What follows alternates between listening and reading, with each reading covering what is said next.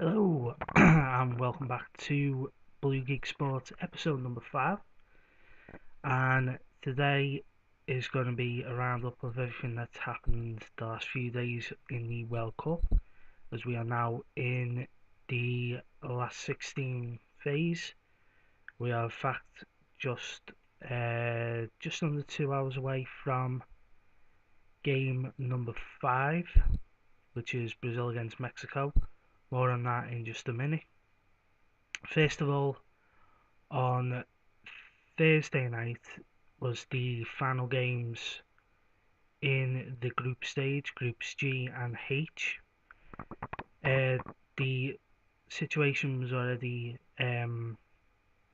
sorted out who qualified from group G. That was, of course, England and Belgium. The question was who was going to finish top of that group, and both sides made a number of changes for this game. In my personal opinion, I wasn't all that concerned that England made so many changes. It was more that I felt Gareth Southgate made a couple of wrong changes. Personally, I wouldn't have started Fabian Delph, considering his mind was obviously on his family back home. His wife was due to give birth, and in fact, he did leave the party on Friday to come back home to the UK for that birth. I'm not sure if that has happened, but I felt maybe Dele Alli could have been given a run out to get his fitness back up after missing the Panama game. As it were, Belgium came out on top, former Sunderland striker Adnan Januzaj scoring the only goal of what was a pretty poor game by all, in my own personal opinion. The other game in that group saw Tunisia get off the board and leave Panama as the second team to lose all 3 games after Egypt. Panama actually took the lead in the game with their second World Cup goal, only for Tunisia to turn around in the second half. I can't say too much on that game as I didn't see it. In actual fact, I haven't seen any of the highlights from that game, so I can't judge how good that game was. Then, earlier that day, there was drama in Group H as that came to a conclusion. Going into that game, Japan and Senegal were the top 2 in the group, tied on 4 points. Colombia had 3 points. So it was pretty much a question of the winner of the Senegal-Colombia game would be guaranteed to go through, and the other team would have to wait to see how Japan got on.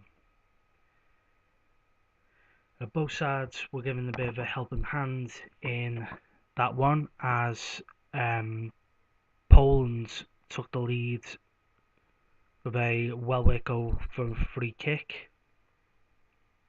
In fact, they held on to that win, so Japan at that point were heading out. Senegal were going through, as they were level with Colombia. Then Colombia themselves won the game with a header goal from corner. It was actually pretty decent high. Colombia didn't show near enough the same kind of form that saw them beat Poland a couple of days earlier. And Senegal were very wasteful in goal, in front of goal. They had many chances to get back on terms and even push on for the winner. But in the end, Colombia held out. They won the game. They went through as group winners. Japan, by virtue of having less players cautions during the group stages, they got through. I think, in all honesty, that new rule is very, very silly. The fact that teams can be decided by who was less dirty is a pretty silly rule that they've introduced for this competition. So that was the group stages. The last 16 kicked off on Saturday, and it kicked off with an absolute cracker. I did manage to see the highlights of that game. I didn't watch it live as I was in work, but I did see the highlights in the evening after I'd watched the second game of the day. France um, absolutely fantastic, knocking out Argentina. Kylian Mbappe, I think that's how you pronounce it, showed just why Paris Saint-Germain paid so much money to Monaco for him last summer, although it doesn't actually count until this year. He scored two really excellent goals. I think it was the second goal from France from the fullback Pavard. That was an absolute beauty. Could this be the very last time we see Lionel Messi at a World Cup? He cut a bit of a full-on figure at the end. Maybe he retires from international football at the end of this tournament. Don't know. But it's more than likely he will not play in Qatar in 2022, which is the next World Cup. So the evening game saw another clash of South America against Europe, as Uruguay took on the European champions Portugal. I missed the first half of this game, so I missed a well-worked goal from Cavani to open it. I did manage to see the second half. Portugal levelled in the game with a brilliant header from Pepe from a corner, and Uruguay scored an even better goal, which eventually proved to be the winner from Cavani, his second of the game. A lovely little one-touch curl into the bottom corner. Uruguay were actually really good in that second half and fully merited the victory. There was a little bit of controversy at the end. Portugal feeling he should have had a penalty for the foul on Quaresma. Ronaldo looked like he went in head first on the referee, or was definitely in right in his face. And again with Messi, this could be Ronaldo's last stand in a World Cup. He may probably play. He'll certainly play in the Nations League for Portugal, which kicks off in September, and maybe a possibility of him playing in Euro 2020. But as far as the next World Cup, I think that'll probably be it for him. So that was our first quarterfinal setup, which will happen this coming Friday.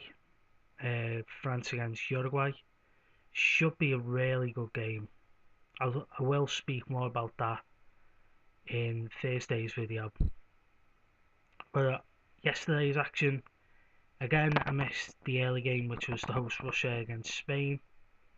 That went all the way to penalties.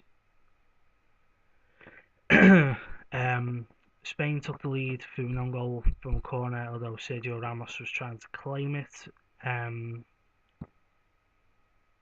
Russia equalised from a penalty. it's one of those hard to call ones. PK did have his arm in the air, but whether it was intentional as the ball hit the back of his hand, but it was given. It was a well taken penalty. Went to shootout, and Akinfeev pulled off a brilliant stop from Iago Aspas to give Russia the victory on the penalty shootout. So the host into the quarterfinals of the World Cup for the first time, I believe. They may have gotten that far in '94, I'm not too sure. Or their opponents will be determined, I think, tonight. I'm not too sure. Or is it the winners of? I haven't got me chart to hand to figure that one out, but they are into the quarterfinals. That will be played, I believe, Sunday afternoon. Sorry, Saturday afternoon. I think that is. I'm not too sure.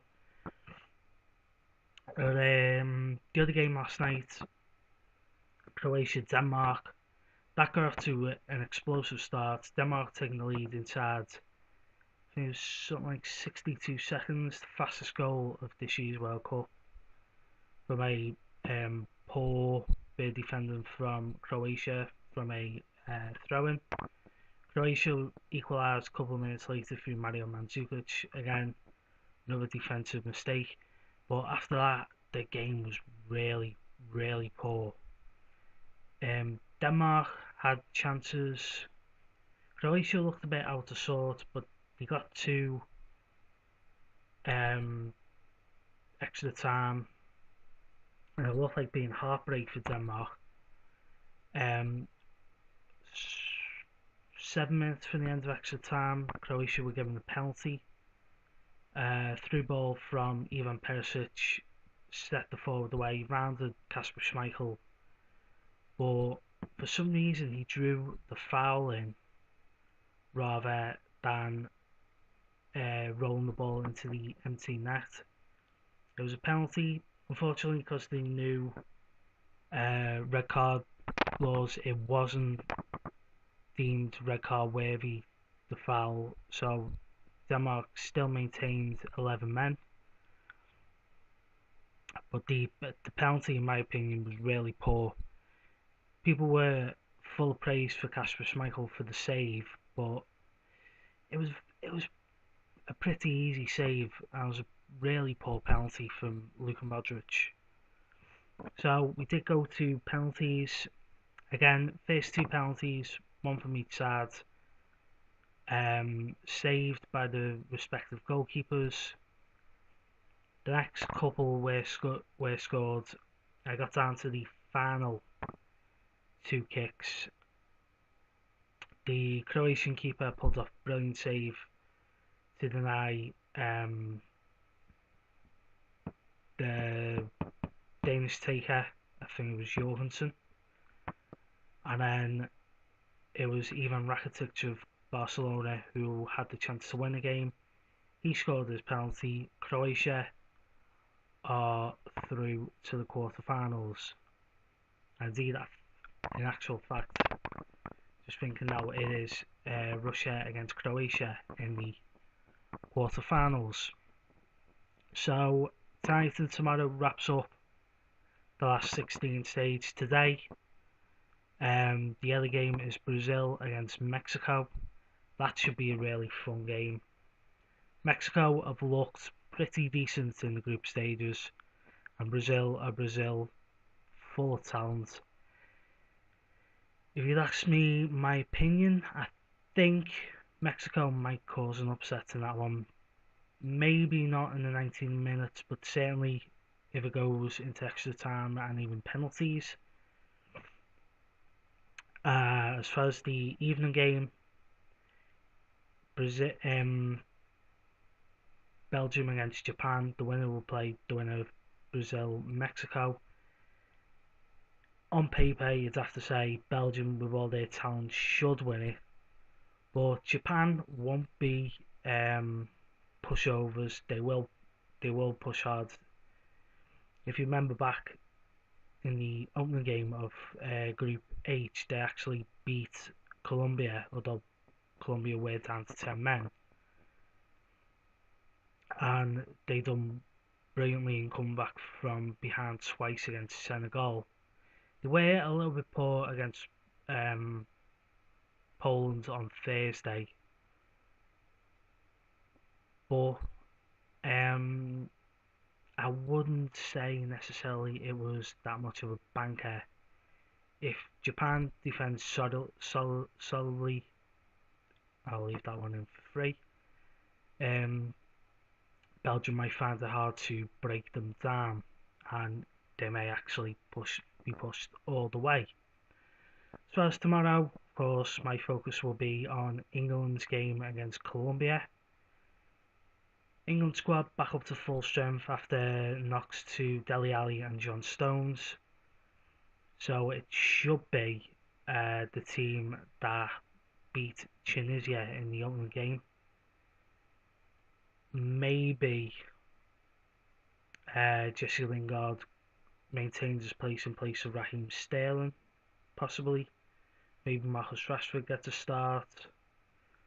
Just have to see, but should be the back five that did start that game, which was Pickford, Walker, Trippier, Stones, Maguire, and Young.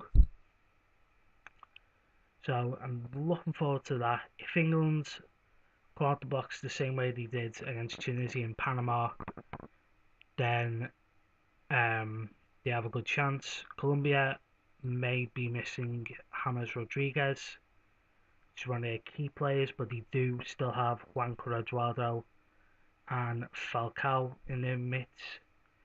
So possibly, if England start well, perform well, they could win the game, but it will be difficult.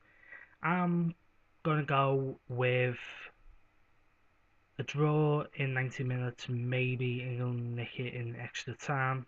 If it goes to penalties, England are doomed. Because, let's be honest, we don't perform on penalty shootouts.